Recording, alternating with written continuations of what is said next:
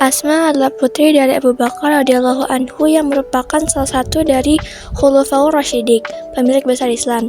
Asma juga kakak dari Aisyah radhiyallahu anhu yang merupakan istri Rasulullah. Asma terlahir dari keluarga yang mulia. Asma menikah dengan Zubair bin Awam. Sungguh pasangan suami istri yang mulia, bagaimana tidak? Asma tergolong dalam 10 wanita pertama yang memeluk Islam, sedangkan suaminya tergolong dalam 10 sahabat yang paling dipercaya oleh Rasulullah. Keduanya bahkan mendapat jaminan surga. Mereka berdua sangatlah sederhana. Zubair tidak memiliki harta apapun kecuali seekor kuda. Setiap hari Asmalah yang merawat dan mencarikan rumput untuk pakan kuda. Sejak Rasulullah menyebarkan agama Islam, kota Makkah semakin bergejolak. Kaum Quraisy semakin kejam. Mereka menyiksa siapa saja yang ketahuan memeluk Islam. Bahkan mereka berani mengganggu dan mencela Rasulullah. Rasulullah meminta Abu Bakar untuk menemaninya hijrah ke Madinah. Perjalanan itu sangat berbahaya. Suku Quraisy tersebut tersebar di mana-mana dan tidak segan menangkap siapa saja yang ketahuan pergi dari kota Mekah. Untuk menyelamatkan diri, Rasulullah dan Abu Bakar bersembunyi di Gua Sur. Setiap hari Asmalah yang menyiapkan makanan untuk Rasulullah dan juga Abu Bakar. Dia membawa apa saja yang ada di rumahnya dan mengantarkannya ke Gua Sur. Asma berjalan sangat jauh untuk sampai ke Gua Sur. Dia harus melewati padang pasir dan mendaki bukit berbatu.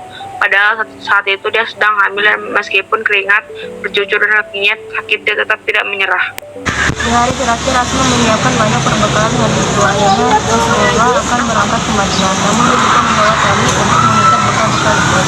Dia pun melepas ikat pinggangnya dan menjadi dua, padahal dia tidak mempunyai ikat pinggang yang lainnya.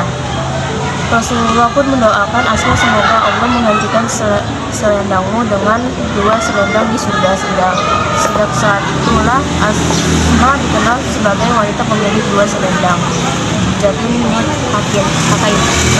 Setelah Rasulullah tiba dengan selamat di Madinah, beliau pun mengirimkan utusannya untuk menjemput keluarga yang masih tertinggal di Mekah. Alhamdulillah, Asma begitu gembira karena bisa berkumpul lagi dengan Rasulullah serta ayahnya. Dalam perjalanan panjang itu, Asma melahirkan putranya bernama Uba. Bayi itu menjadi anak pertama Muhajirin di Madinah, dan bayi itu bernama Abdullah bin Zubair. Kelak dia akan menjadi pemimpin besar. Kehidupan Asma di Madinah tetaplah sederhana. Dia tidak pernah memiliki perabotan yang lebih di rumahnya. Dia selalu berbagi apa saja kepada orang yang lebih membutuhkan. Suatu hari Abdullah bin Zubair bercerita bahwa tidak ada wanita yang lebih dermawan daripada Aisyah dan Asma, ibunya sendiri. Asma mendidik anaknya dengan tegas dan selalu berpegang pada kebenaran. Ketika anaknya Abdullah menjadi pemimpin besar, cobaan barat datang lagi padanya. Di kota Makkah dikepung oleh pasukan Al-Hajjaj. Saat itu pemimpinan Al-Hajjaj memberi tawaran kepada Abdullah, "Menyerah dan tunduklah kepadaku, maka aku akan mengampunimu serta memberikan harta dan kedudukan yang pantas." Abdullah begitu putus asa ketika menerima tawaran itu, hatinya sempat goyah. Abdullah meminta nasihat kepada ibunya, dan Asma menjawab, "Demi Allah, aku tidak ingin mati sebelum mengetahui kepastian nasibmu. Entah itu engkau menang dalam pertempuran ataukah engkau dibunuh, sehingga aku dapat bersedih dan berserah diri kepada Allah." Mendengar jawaban ibunya, Abdullah pun memutuskan untuk terus berjuang. Dalam pertempuran itu, Abdullah meninggal dunia. Asma tetap tegar ketika mendengar kabar tersebut. Tak lama setelah putranya meninggal, Asma pun meninggal dunia. Beliau dimakamkan di Mekah.